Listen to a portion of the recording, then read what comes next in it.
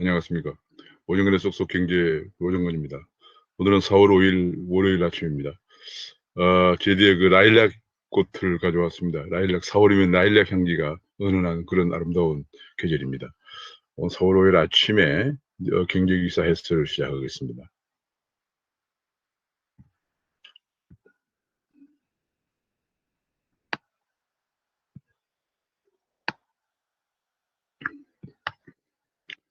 귀에 쏙쏙 들어가도록 경제기사를 쉽게 해설해드리는 명품 시사 해설 4월 5일 아침입니다. 구독, 알림 설정을 눌러주시면 감사하겠습니다. 코스피가 3,000을 뚫었지만 지금 현재 횡보를 보이고 있는 그런 상황입니다.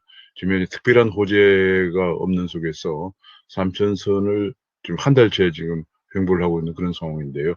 지금 뭐 우리가 이제 2,000에서 3,000 갈 때도 굉장한 모멘텀이 필요했죠. 동학개미라든지 혹은 양적 완화 정책이 필요했고, 지금 3,000선에서 이걸 뚫고 다시 올라가기는 모멘텀의 동력이 약하지 않는가 생각합니다.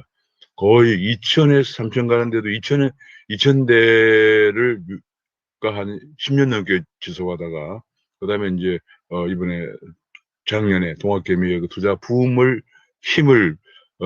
힘에 의해서 3,000대까지 올라오고, 또 양적 완화, 미국의 양적 완화 때문에, 더욱더 큰 그 동력이 붙으면서 3,000까지 올라왔지만은 지금은 오히려 거꾸로 그 양적 완화와 미국의 금리 정책의 변경, 제로 금리 정책의 변경 가능성을 계속 전망이 나오고 하면서 지금 이제 3전선에서 횡보를 보이고 있는 그런 모습입니다.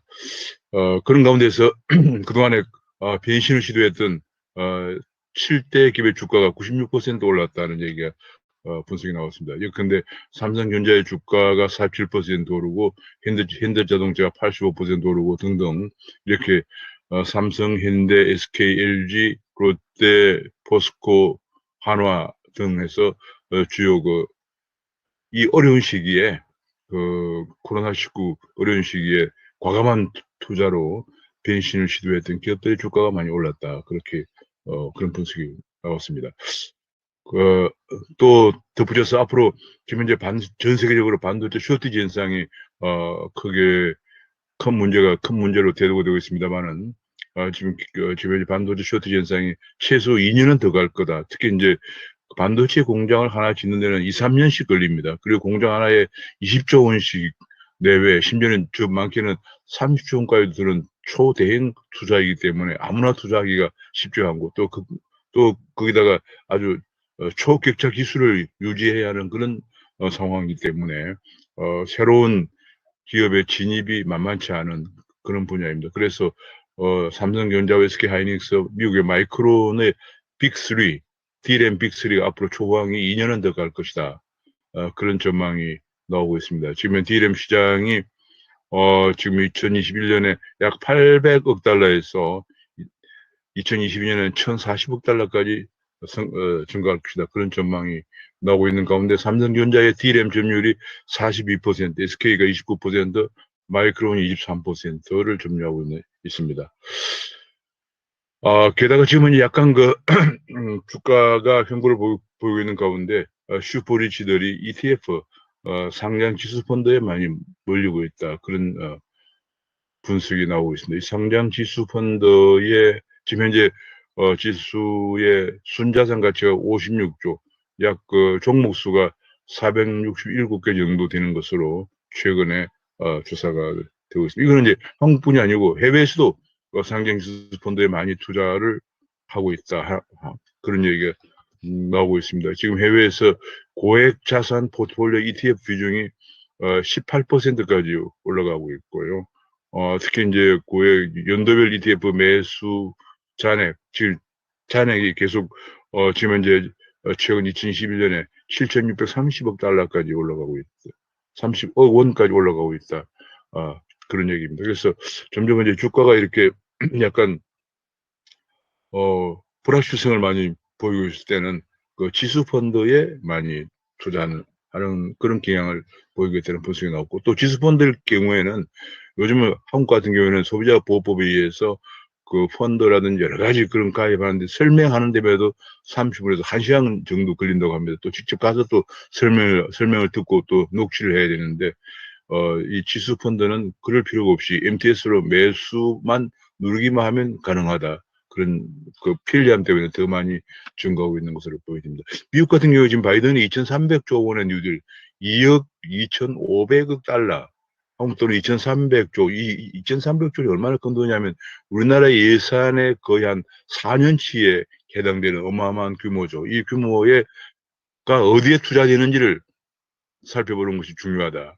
그런 얘기입니다. 그래서 지금 현재 보면 주가 관련 인프라 개선, 고용, 교통 개선, 연구개발, 제조업 지원, 복지 이런 쪽으로 많이 지금 투자 계획이 나와 있기 때문에 고용 소비가 늘어나는 업종, 지원금을 받는 도로나 교통업종, 통신 데이터 센터 리츠 ETF, 반도체 등 전략업종, 전기차 충전소 50만 곳에 수혜를 한다고 하니까 전기차 관련 업종 이런 쪽이 앞으로 유망해 보인다는 그런 분석이 나오고 있고요. 그 밖에도 이제 계속 잘 나가는 그 기술주, JP모건이나 아마존 같은 이런 쪽이 1분기 실적이 굉장히 좋게 나와서 앞으로도 굉장히 괜찮을 것이다 하는 그런 전망이 나오고 있습니다. 마이크로소프트, 아마존, 페이스북, JP모건 등등 이렇게 앞으로 괜찮을 것이다 나오는데 특히 그 중에서 가장 1분기 업종별 예상 이익 증가율이 가장 높게 나온 것이 S&P 500 지수 중에서 경기 소비재, 그러니까 경기가 회복되면서 그동안에 억눌렸던 소비가 증가할 것이다. 이렇게 보는 거죠. 그래서 경기 소비재 관련 지수가 가장 높게 나오고 그 다음에 금융, 소재, IT 쪽 이렇게 지금 나오고 있습니다.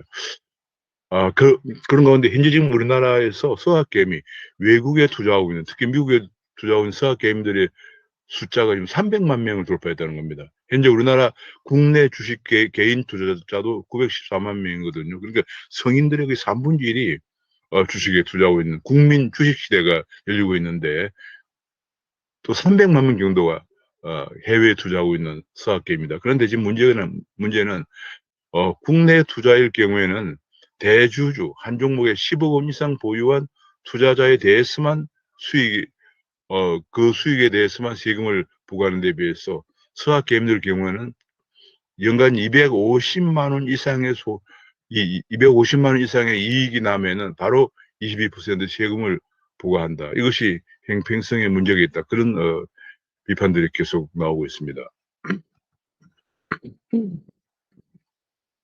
그다음에 지금 비트코인이 지금 비트코인이 거래액이 드디어 코스피 하루 가상자산 거래액 21조에 도달해서 지금 코스피 거래액 14조 원을 훨씬 능가하고 있다. 그런 얘기가 지난 3월부터 4월 3일부터 지금 계속 연속 3일 동안 가상자산 거래액이 비트코인 이제 코스피 거래액을 훨씬 크게 코스피가 약 한 14조 원 정도 되는 데 비해서 하루 거래액이 지금 가상자산 거래액은 21조 정도 달하고 있어서 훨씬 좀 능가하고 있다.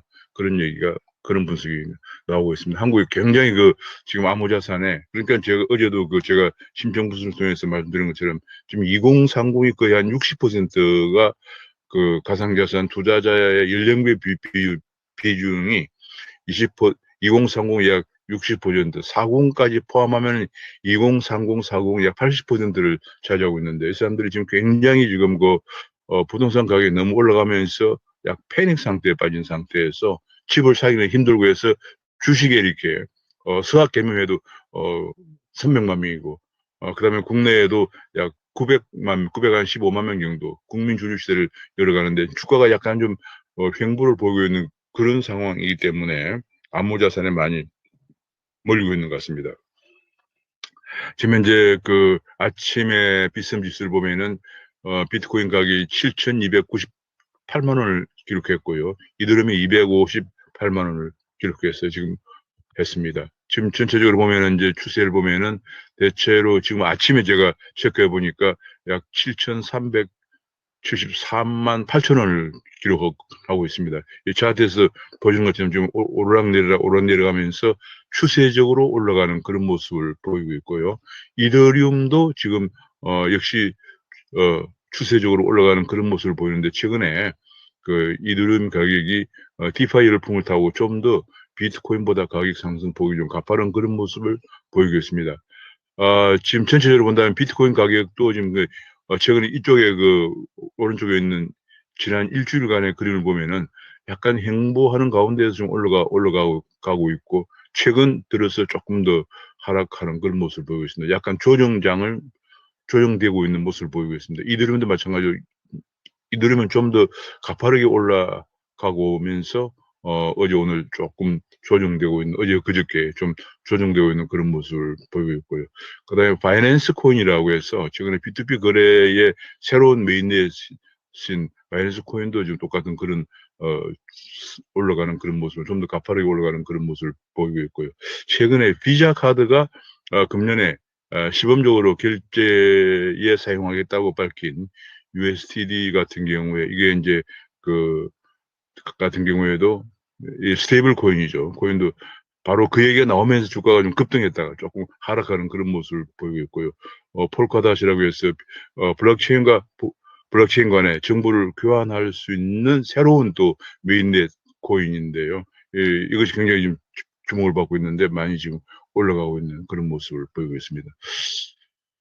그런데 이제 여기는 뭐 제2의 비트코인까지 얘기했는데 뭐 그 정도는 아니고, 지금 새로운, 앞에서 본 것처럼 계속 지금 이제 디파이 코인이라든지 혹은 또 이건 또 폴카닷 같은 그런 코인, 또 스테이블 코인 같은 이런 것들이 계속 나오고, 새로운 코인들이 계속 나오고, 새로운 메인넷이 나오고 있는데, NFT도 그 중에 하나인데요. 새로운 디지털 어, 토큰이죠. 토큰이 가격이 지금 70% 폭락했다, 그런 얘기가 나와서 투자에 유의할 필요가 있는 것 같습니다. 왜냐하면 이게 항상 새로운 핵심적인 상품이 나오면은 그때 언제나 약간의 쏠림 현상, 오버슈팅 현상이 발생하거든요. 그래서 제가 보기에는 2월 달에 있었던 급한 상승들이 다 오버슈팅 현상이었다. 새로운 상품이 나오면서 디지털 증명이 된 그런 예술품들이 비싼 가격에 팔리기 시작하면서 약간의 투자의 오버슈팅 현상이 있었고, 이것이 진정되고 있는 그런 모습을 보이면서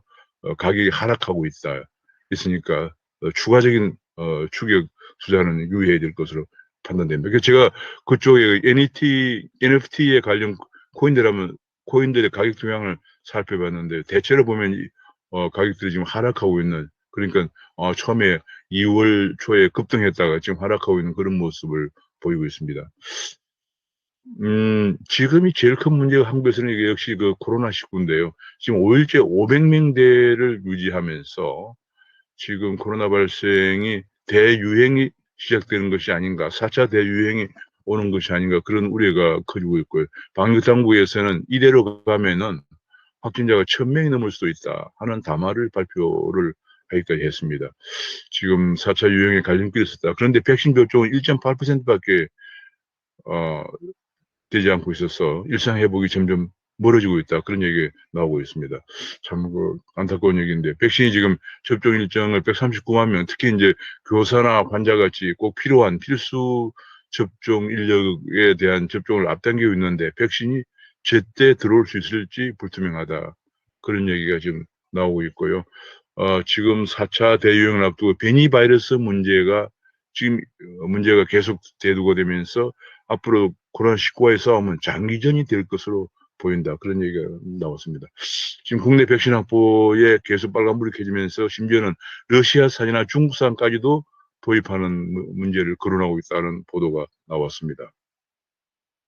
정부는 외교력이나 네트워크를 총동원해서 백신을 확보해야 된다 하는 기사가 나오고 있고, 지금 왜냐하면 백신이 확보를 해서 집단 면역이 언제 되느냐가, 우리 경제의 회복이 언제 되느냐가 달려 있고요. 또 우리 재정들을 지금까지 계속 4차까지 재난지원금을 쓰면서 재정이 계속 악화되고 있는데, 이런 재정 여력이 지금 없는 상황입니다. 그래서 재정 위기를 방지하기 위해서도 빨리 백신을 확보하는 것이 굉장히 중요한 일인데, 지금 문재인 정부는 지금 K방역이라고 자랑만 하면서 백신을 확보하지 않는 바람에 지금 아주 어려운 상황으로 가고 있는 것 같습니다. 미국 경우는 반대로 지금 현재 1억 351만 명이 접종이 되어서 전체 인구의 40%가 접종이 되었다, 1회 접종자가. 고령자의 경우에는 4,100만 명이 접종이 되어서 고령자의 65세 이상 고령자의 75%가 접종이 되었다. 그 다음에 2회 이상 접종한, 완전히 이제 집단 면역이 가능한 2회 이상 접종자만 해도 인구 전체의 23%가 접종이 되었다. 그 다음 65세 이상 고령자에 대해서는 2회 이상 접종이 54.7% 접종이 되었다. 그래서 아마 금년 상반기 중에 집단 면역이 가능할 것이다. 그런 전망까지도 나오고 있는 속에서 한국은 현재 1.8%밖에 접종이 안 되고 있는 안타까운 모습을 보이고 있습니다. 지금 주택 문제, 부동산 문제가 문제로 들어가 보면은 지금 최근에 그 변창흠 장관이 공공재개발을 계속 얘기했는데 이 공공재개발이 재개발은 땅을 선납을 하기 때문에 일회충분에 선납을 하고 나중에 한 7, 8년 뒤에 공사가 완공돼서 분양받을 때 청산한다. 그렇게 되기 때문에 집값이 올라도 팔 수도 없고 지상권 행사가 완전히 막혀있기 때문에 희망 고문이 될 가능성이 있다. 그런 얘기가 나오고 있습니다. 그리고 집을 새로 지금 살려고 해도 자금 조달 계획서라고 하는 이게 뭐 심지어는 입사 자소서보다 더 어렵다 이런 얘기를 내놓고 있습니다. 지금 특정 지역은 또 허가까지 받아야 되는 또 거래 허가까지 받아야 되는 그런 또 문제가 생겨서 지금 현재 국민들의 재산권 행사를 너무 제약을 하고 있다. 오히려 지금 이번 LH공사에서 드러났지만은 그 공공기관 직원들 혹은 관련 공무원들, 국회의원들 등등 내부 정보를 이용해서 오히려 본인들이 투기하면서 특권 계층이 투기를 하면서 오히려 국민들을 투기꾼으로 몰아씌워서 이렇게 자금 조달 계획서를 내라 또 뭐 주택 거래하려면 허가를 받아라 하면 또 양도세 폭탄을 매기는 등 이게 전형적인 내로남불이죠. 본인들은 다 하면서 본인들은 특권 계층을 늘면서 공공기관을 중심으로 해서 관련 공무원들, 국회의원, 정치인들, 뭐 심지어는 지방의 뭐 시의원, 구의원까지 뭐 내부 정보에 접근이 가능한 사람은 다 엄청난 투기를 해서 정말 몇 억에서 몇십억씩 벌어가면서 심지어는 뭐 대통령부터 대지 전을 샀다가 전을 샀다가 대지로 전환하면서 가격 대통령 혹은 이해찬 뭐 전 총리 뭐 등등 뭐 지금 모든 조금 관련이 있다는 사람들은 지금 다 관여되어 있는 그런 상황 속에서 오히려 국민들에게만 이런 어려운 개인재산권의 행사를 제약하는 것을 계속 남발하고 있는 그런 상황입니다. 그래서 지금 공시가 탓으로 건보 부양자도 탈락되는 70대 부모들, 지금 소득도 없는, 퇴직금 소득도 없는 1주택 은퇴자들도 계속 건보까지 탈락되면서 건보료를 지역보험을 내야 되는 소득도 없는데 집 한 채 갖고 있다고. 지금 서울의 주택 가격이 평균이 지금 10억이 넘었었거든요. 그런데 9억 이상의 집을 가지면은 자녀들의 피부양자에서 탈락이 돼서 개인이 부모들 70대가 넘은 부모들이 보험료를 내야 되는 이런 문제에 대해서 국민청원이 빗발치고 있다고 합니다. 또 한 가지 공공기관 문제인데요. 의원들은 입법 생색을 내고 관료들은 갈자리가 늘면서 서로 맞장구를 치면서 공공기관이 계속 증가하고 있다 해서 예를 들면 2017년 같은 경우에 330개에서 지금 350개로 기관이 증가했다. 그런 얘기입니다. 이게 공공기관이 계속 증가하면서 예컨대 보면 뭐 김치산업진흥원, 비대면 중소벤처기업진흥원, 소상공인 복지진흥원 등등 뭐 제가 언젠가 말씀을 드렸습니다만 무슨 진흥원이다 무슨 개발원이다 하는 것은 전부 다 없어지는 게 가장 바람직해요. 왜냐하면 무슨 진흥원 개발원 하면서 사실은 옆에서 자생적으로 잘 되고 있는 기업들을 오히려 죽이는 결과를 가져오거든요. 왜냐하면 진흥원 하면 대개 이제 그 분야에서 잘 안 되는 기업들을 찾아가지고 돈을 지원해서 정부에서 지원을 해서 국민 세금을 지원해서 살리려고 하다 보니까 사실은 좀비 기업들이 지원받는 거죠. 대부분 다. 그래서 자생적으로 잘 되는 기업들이 도태되는 그런 결과를 가져오기 때문에 국민의 세금으로 오히려 세금으로 잘 안 되는 좀비 기업들을 지원하면서 자생적으로 경쟁력을 가지고 잘하고 있는 기업들을 도태시키는 결과를 가져오는 거예요. 주로 지금 하고 있는 진흥원, 개발원 뭐 그런 것들이에요. 그리고 대체로 뭐 한다 그러면은 규제를 뭐 하나 한다 그러면 실제 하지는 못하고 시범 사업만 계속하고 있는 데가 한두 군데가 아닙니다. 몇 년째 시범 사업만 하고 있습니다. 지금 뭐 예컨대 좀 특이한 케이스긴 합니다만은 원격 의료 같은 건 20년째 시범 사업만 지금 하고 있습니다. 그러면서 그런 공공기관만 자꾸 늘어서 세금만 국민의 세금만 늘어나는 거죠. 공공기관은 다 국내 세금으로 먹여 살려야 되는 거니까요. 그래서 공공기관이 이렇게 늘면서 문재인 정부가 들어선 이후에 공공기관 임직원이 8만 5천 명이 증가했다. 그것 때문에 그러다 보니까 올해 공기업의 채용은 급감했대요. 왜냐하면 이미 벌써 이제 공공기관 지구 임직원이 이렇게 많이 8만 5천 명 증가했는데 또 상당수가 비정규직으로 들어가서 정규직으로 전환을 해버렸거든요. 그래서 그런 과정에서 뭐 신인척이 비정규직으로 알바로 들어갔다가 정규직으로 전환했다는 뭐 그런 불공정 문제가 사례가 계속 비등하고 있습니다. 왜냐하면 공공기관이 좋은 직장이기 때문에 들어가려면 몇 년씩 준비해서 공부를 해야 되는데 그런 것도 없이 그냥 알바로 들어갔다가 쉽게 얘기하면 빽이 있는 사람들은 연줄이 있는 사람들은 들어갔다가 바로 정규직으로 전환해버리는 그런 사태가 발생하면서 청년들이 울분을 지금 자아내고 있는데 그러다 보니까 지금은 이제 공공기관 올해 채용이 39% 급감했다. 뭐 그런 얘기 나오고 왜냐하면 신규 채용을 하지 않으니까요. 참 이게 보통 문제예요. 이 사회가 공정을 정의를 외치면서 불공정하고 있는 사례가 바로 이런 청년 취업 문제에서 여전히 드러나고 있습니다. 이제 기업의 2022년도에 결산이 나왔는데 코스피 같은 경우 보면은 유가증권 시장에서는 매출액은 3.7% 감소했는데 영업이익은 3.2% 증가했어요. 그러니까 매출은 감소하는데 허리띠를 졸라매서 비용을 절감해서 영업이익이 증가한 것이죠. 이걸 흔히들 불황행 흑자라고 합니다. 매출은 감소했어요.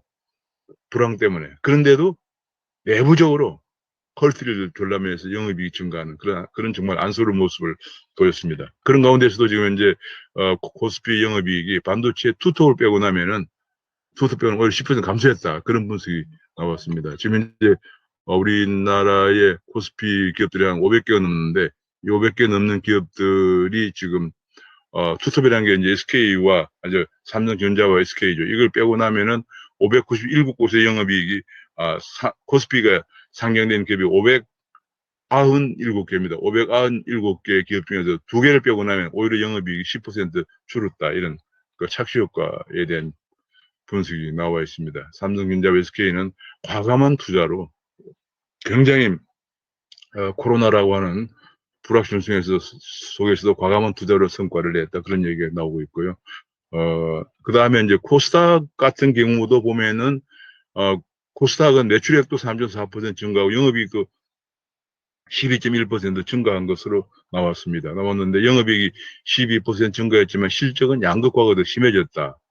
그러면서 이제 비대면 업종들에서 깜짝 실적이 속출하고 해서 오히려 코로나가 비대면 업종의 깜짝 실적을 가져왔다. 이런 얘기가 나오고 있습니다. 지금 그러면서 또 연구개발 투자에 대한 얘기가 나오는데 이게 이제 작년에 이제 거의 지금 이제 한 3개월 지나면서 작년에 관한 데이터들이 계속 나오고 있는데 연구개발이 작년에 많이 증가한 것으로 나와 있습니다.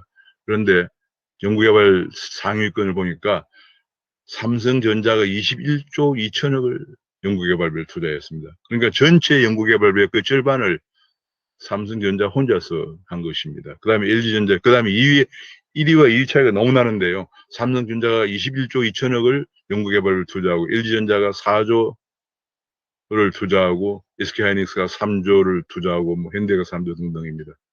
이 삼성전자 빼고 나면은 그냥 우리나라의 그냥 혁신이라는 것이 거의 정말 일어나기 힘든 구조로 가고 있다. 삼성전자가 왜 이렇게 우리 경제를牽인하고 있나를 우리가 이걸 보면 알 수가 있습니다.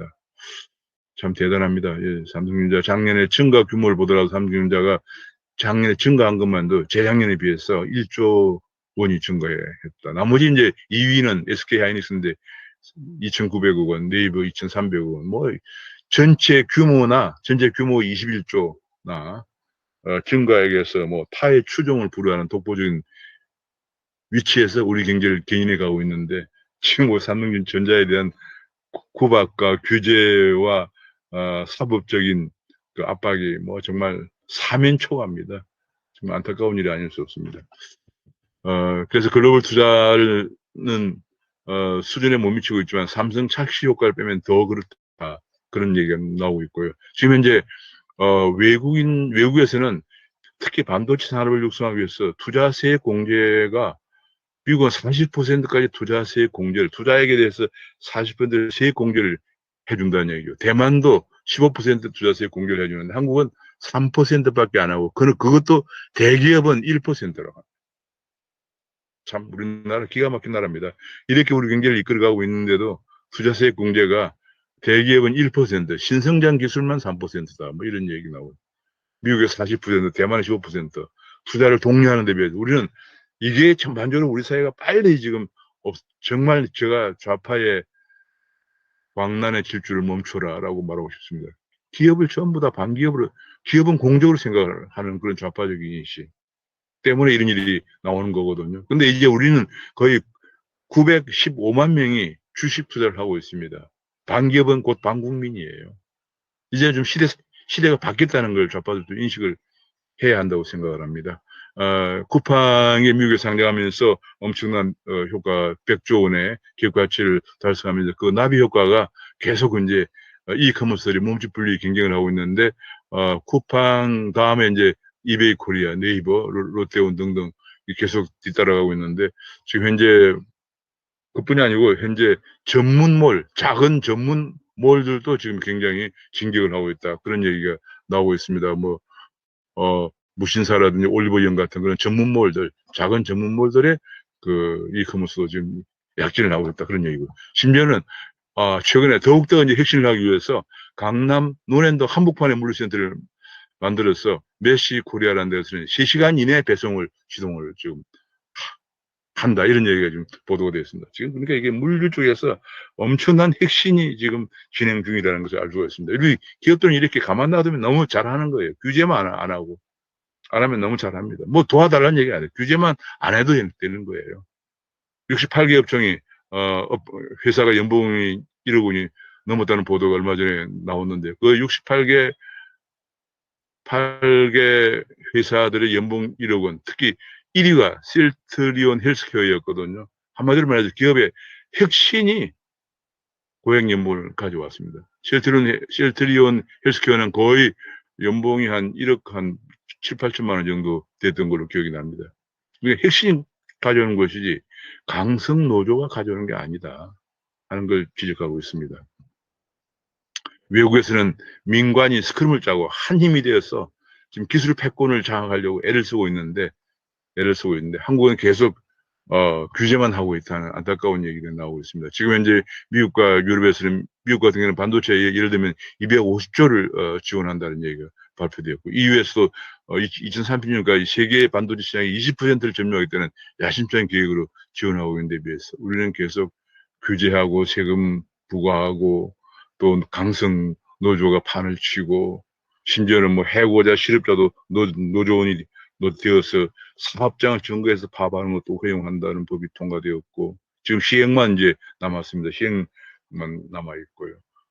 게다가 지금 뭐 정말 총수들의 사법 리스크는 하늘을 찌르고 있고 정말 안타깝습니다. 이러고도 우리 경제가 살아날 것이라고 글로벌 경제에 이길 것이라고 생각하는 것 자체가 굉장한 가느다란 기우겠죠. 정말 제가 보기에는 우리 경제가 이만큼이라도 가는 것은 정말 이렇게 이런 어려움을 뚫고 도전하고 투자하는 기업들의 공이다라고 생각을 하지 않을 수가 없습니다. 환노이에서만 대물 규제가 229개가 지금 통과됐다는 얘기입니다. 정말 이거 뭐 말도 못합니다. 고용 유연화로 다른 나라에서는 생산력을 늘리고 있는데, 근데 독일 같은 경우는 해고 제한법 미적용 기업을 더 확장을 한다든지, 2년이 상한이었던 파견 기간을 폐지한다든지, 덴마크에도 노동시장 해고 유연화 정책을 통해서 매년 전체 근로자 25%를 해고 가능한 법적 기반을 마련했다. 이게 왜냐하면 해고가 가능하면은 일을 열심히 하게 되고요. 그 다음에 또 다른 사람들, 신규 젊은 사람들의 취업이 가능하거든. 우리는 그냥 기존에 있는 노조원들, 기득권 유지. 그래서 우리 흔히들 말하는 기존노조라고 그러죠. 기득권 유지를 강화하는 바람에 오히려 신규 일자리가 없어지는 그런 안타까운 모습인데요. 특히 이제 우리 그동안에 인재개발, 지난 40년이 넘는 평균화 이런 것 때문에 수포자가 3분의 1가 수포자인 그런 우리 교육 시스템 때문에 특히 인공지능은 거의 그 프로그램 자체가 수학이거든요. 미적분도 지금 아주 필요한 미적분 같은 것도 안 하고 고등학교를 졸업하고 이공계 대학을 진출한, 그것도 명문 예공계 대학 입학이 가능한 게 대한민국입니다. 그러다 보니까 인력이 없어서 지금 기업의 53%가 인력 고용의 애로사항을 호소하고 있는 그런 상황입니다.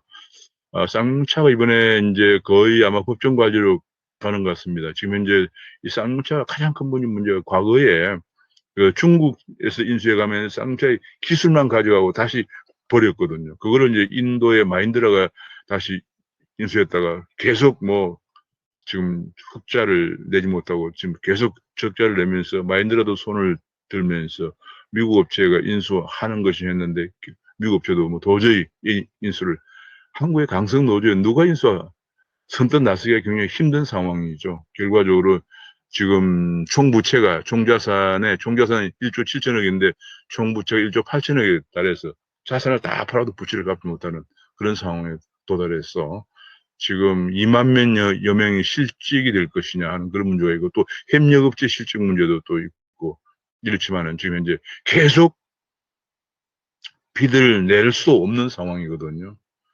그렇다고 이런 앞으로 회생 가능성도 확실치 않은데 국민의 세금을 재정 사용도 어려운데도 투입할 수 없는 그런 상황이기 때문에 아마도 굉장히 어려운 결정에 직면하지 않을까 하는 안타까운 생각이 듭니다.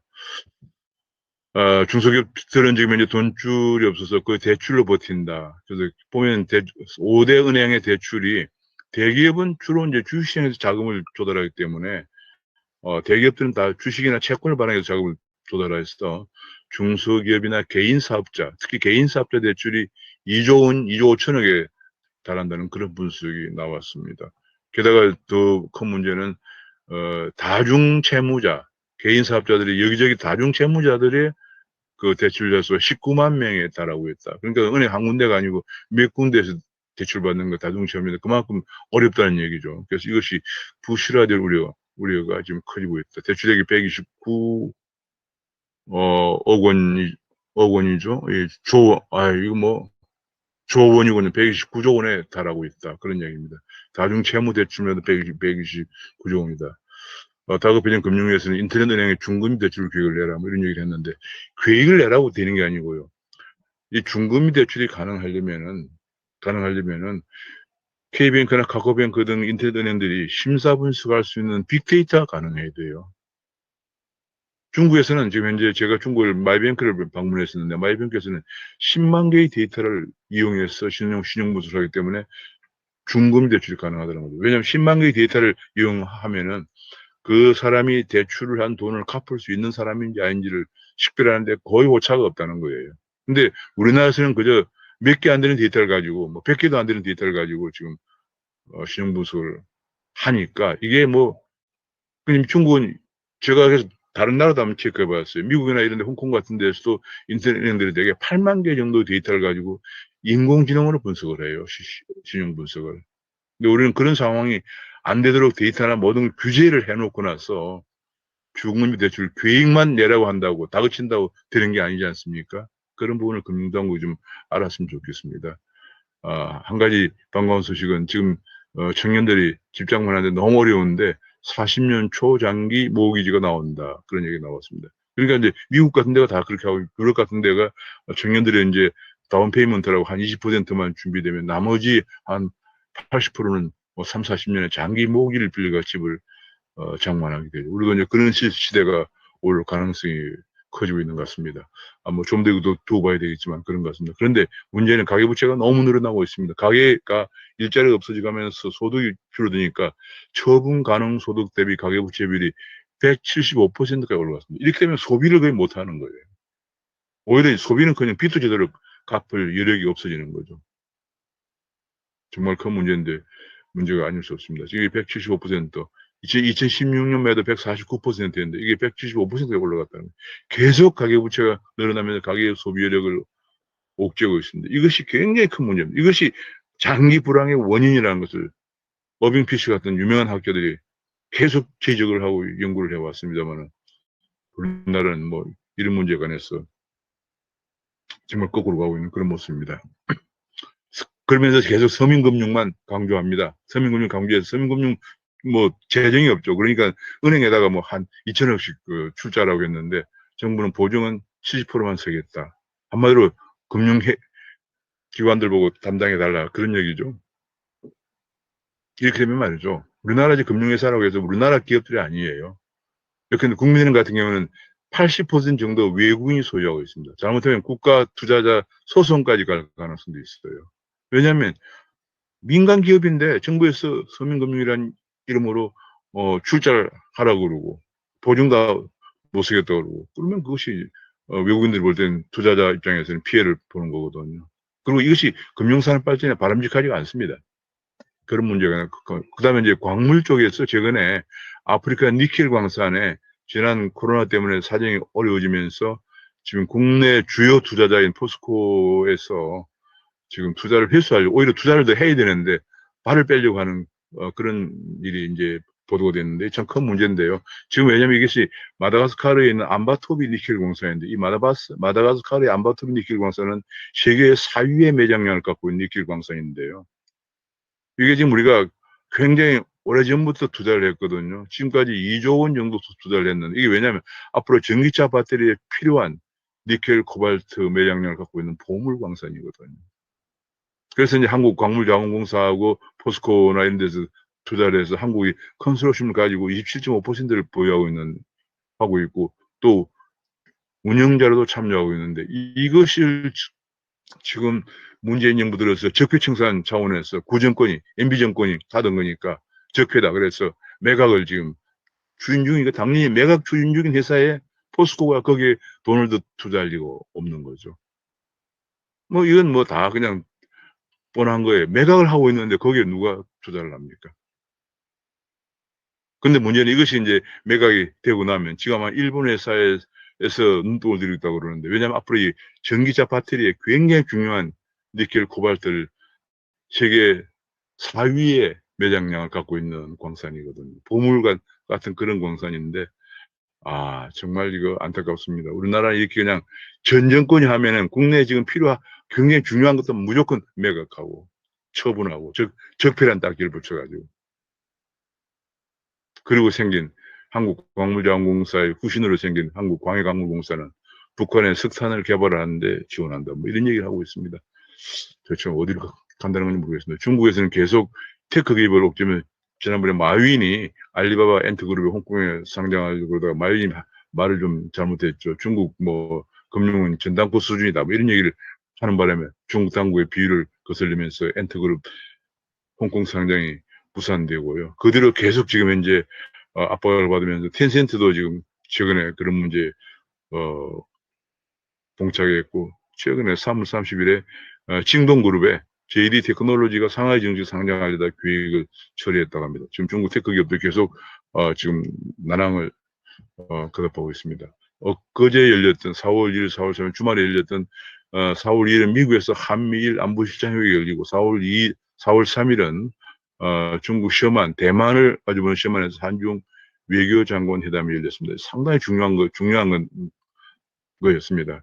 지금 이게 한미일 안보실장회의에서는 북한 핵 문제를 당연히 다루었죠. 그 다음에 이제 한중 외교장관 회담에서는 반대로 또 시진핑 국가주석의 조기 방안을 우리가 계속 추진한다든지 뭐 그런 얘기를 하면서 했는데 중국에서는 한중 외교 안보 최근에 한미 간에 열렸던 2+2 회담을 본딴 외교 안보 2+2 회담을 추진하자 이런 얘기를 했다고 합니다. 지금 그야말로 중국이 한국의 한미 동맹에 이간질하는 그런 정책들이 계속 나오고 있는 상황입니다. 그래서 한미 2+2 대화에 맞불을 놓으면서 6년 만에 한중 2+2 회담을 꺼냈다는 얘기가 나오고요. 지금 현재 한중 2+2 대화 재개를 합의를 했고, 이거는 중국의 미국 견제를 위해서 요구했는데 우리가 합의를 했고요. 그 다음에 또 미국에서는 한중회담 하루 앞두고 쿼드 참여를 요구했다는 걸 공개적으로 밝혔는데 한국은 거기에 대해서 지금 즉답을 내놓고 있지 않는 그런 상황이고 얼마 전에도 쿼드 참여가 지금 현재 요구했는데 거절이 답을 하지 않았다 뭐 그런 얘기까지 나오고 있는 그런 상황이고요. 그다음 북핵에 관해서 북미 협상 재개를 확인했다 하는데 미국에서는 대북 제재 기조를 유지한다. 그래서 한미 간에도 지금 이게 공동 발표문이 서로 다르는 그런 모습을 보이면서 한미 간의 이견이, 북한 문제를 두고 이견이 크게 대두가 되는 속에서 중국이 또 관여하는 이런 정말 굉장히 어려운 모양새를 보이고 있습니다. 최근에 각 학교에, 중고등학교 학교에 공모교장제가 있는데 전교조들이 각종 이력은 기재하지 못하게 되어 있는데 각종 다른 이름으로 전교조 임을 밝히는 여러 가지 뭐 연구단체 뭐 이런 걸 통해서 속속 전교조 교장이 당선되고 있다 뭐 그런 얘기가 나왔고요. 최근에 이제 공수처가 이성윤의 황제 조사 때문에 최대 위기에 직면하고 있다는 보도도 나오고 있고 또 한 가지 중요한 중 하나가 바로 그제 토요일날 제주 4.3 추념식에서 문재인 대통령이 분단을 반대한 이유로 무자비한 탄핵을 당했다. 완전한 독립을 꿈꾸며 분단을 반대했다는 이유로 국가 권력은 폭동과 반란의 이름으로 무자비 탄핵 이런 발언을 함으로써 큰 논란을 지금 불러일으키고 있습니다. 노무현 대통령 때만 하더라도 노무현 대통령 때 4.3 진상보고서에서 남로당 무장대와 토벌대 간의 무력 충돌이 일어나서 많은 양민들 또 희생된 사건이다. 그렇게 노무현 대통령 진상보고서가 나오는데 문재인 대통령은 어제 국방장관과 경제청장을 대동하고 간 자리에서 지금 이번에 간 자리에서 완전한 독립을 꿈꾸며 이 완전한 독립이 뭔지 모르겠습니다만 분단을 반대했다는 이유로 국가 권력은 폭동과 반란의 이름으로 무자비하게 탄압했다. 이렇게 얘기를 했습니다. 참 역사 인식에서 굉장히 논란을 가지고 있는 그런 발언을 함으로써 조선일보에서도 오늘 아침 조선일보에서도 크게 지금 문제를 제기하고 있습니다. 지금 4.3 폭동 사건은 지금 폭동이라는 단어를 또 없애고 4.3 사건이라고 이 네이밍 단어를 정말 바꾸는 데는 뭐 좌파들은 아주 능숙한 사람들입니다. 4.3 폭동을 쭉 얘기하다가 제마도 그렇게 배웠죠. 근데 4.3 사건으로 바꾸고 또 거기에 대해서 4.3 사건에 대해서 유공자에 대해서 지금 이제 배보상을 하는 법안도 통과되어 있죠. 그것이 바로 이런 인식하에서 나온 거죠. 정말 독립을 꿈꾸면서 희생을 당했다 하는 것 때문에 배보상을 하기로 법안까지 통과된 거죠. 그런데 문제는 그 당시에 4.3 폭동이라고 하는 것은 뭐 우리 대한민국 건국을 위한 50선거, 48년도 50선거를 반대하기 하는 남로당의 폭동이죠. 폭동이고 그걸 진압하는 과정에서 결과적으로 제주도는 2개 선거구는 선거에 참여하지를 못했습니다. 국회의원을 뽑지를 못했습니다. 그것이 또 진압하려고 병력을 집결했던 여순천에 집결했던 군대 내부에서 또 폭동이 일어나서 여순 반란 사건이라고 그러죠. 지금도 여순 반란 사건도 반란은 빼고 또 여순 사건이라고 그래가지고 또 뭐 최근에 배부상 진상을 갖다 규명한다 또 그런 또 뭐 얘기들도 나오고 하여튼 뭐 역사가 여러 가지로 복잡합니다. 근데 문제는 그렇게 해서 그 4.3 제주도는 선거를 못하고 그 진압도 몇 년까지 지속이 돼요. 왜냐하면 군대가 건너가서 진압을 못했기 때문에 몇 년까지 간 그런 사건입니다. 역사라는 것을 정치인들이 좌지우지 재단하면 하는 것은 문제가 많다고 생각합니다. 역사는 결국은 세월이 흘러서 역사가들이 진단을 하는 것이죠. 그것을 정치적인 유불리에 따라서 뒤엎고 하는 것은 정말 후대에 역사적인 교훈을 제대로 남기지 못하는 문제가 아닌가 싶은데 아침에 조선일보에서 그런 비판을 하고 있습니다. 그리고 또 한 가지 이제 또 거의 같은 맥락인데요. 10여 년 전에 있었던 천안함, 2010년인가 그렇습니다. 천안함 사건에 관해서 이제 천안함 자초술을 주장해온 신상길이라는 사람이 재조사 요구 진정서를 제출했는데 군 진상규명위원회에서 그것을 접수하는 과정에서 접수하고 처리하는 과정에서 천안함이라는 말을 안 쓰고 왜 45명 사건이라고 했답니다. 천안함 폭침이라고 안 하고 왜 46명이 희생이 됐거든요. 야, 정말 이렇게 해서 자꾸 세월이 흐르면서 그 사건의 진상을 알아보기 힘든 왜 45명 사건, 여수순전 사건, 제주 4.3 사건 뭐 이런 식으로 해서 진상을 정말 호도하고 하는 그런 일들이 자꾸 일어나고 있습니다. 안타깝습니다. 게다가 지금 최근에는 또 선관위에서 이상한 말을 내놨어요. 플랜카드에 내로남불, 무능, 위선 같은 말을 쓰면은 특정 정당의 연상대엔 쓰지 말라고 허가를 하지 않았다고 합니다. 그래서 야당은 이 내선관위 스스로가 더불어민주당이 내로남불, 무능, 위선 정당이라는 것을 인정을 하는 것이냐, 뭐 이런 얘기도 나왔습니다만, 정말 여기 관해서 아침에 언론은 표현의 자유를 침해하는 기본권 침해에 해당된다는 그런 비판도 나왔습니다. 도무지 선거하는 과정에서 내로남불, 위선, 무능이란 단어를 쓰면은 특정 정당의 연상이 된다. 그래서 못 쓰게 한다. 이런 판결이 나왔다는 것 자체가 정말 코미디 같은 넌센스가 아닐 수 없습니다. 참 대한민국은 참 여러 가지 일들이 많이 일어나는